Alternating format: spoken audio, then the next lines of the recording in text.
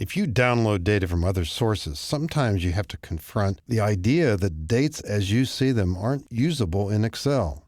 Take a look at the date entries in column A.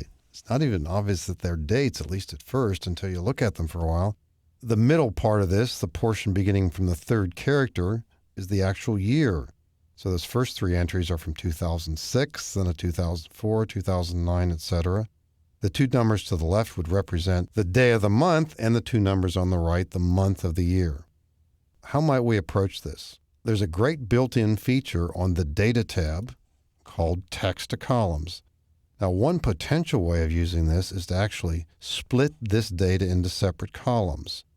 Isolate the day of the month in column A, and then how about the year in column B, and then the month in column C. We could do that, and it is possible to use this feature here. If we choose fixed width, we could go down that path. But in this wizard, this Convert Text to Columns wizard, is a much better feature that easily allows us to manipulate this date information quickly. And it's in step 3, date here.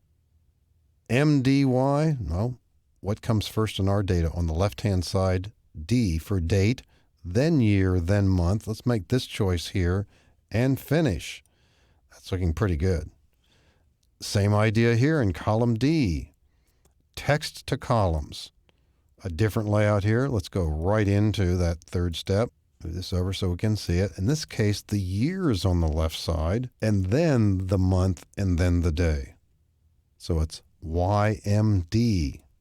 Quite a few choices there. Finish. And in column G, what you might be tempted to do here, and it's well worth a look, you could perhaps on the Home tab use Find and Select and get rid of those hyphens, replace all the hyphens.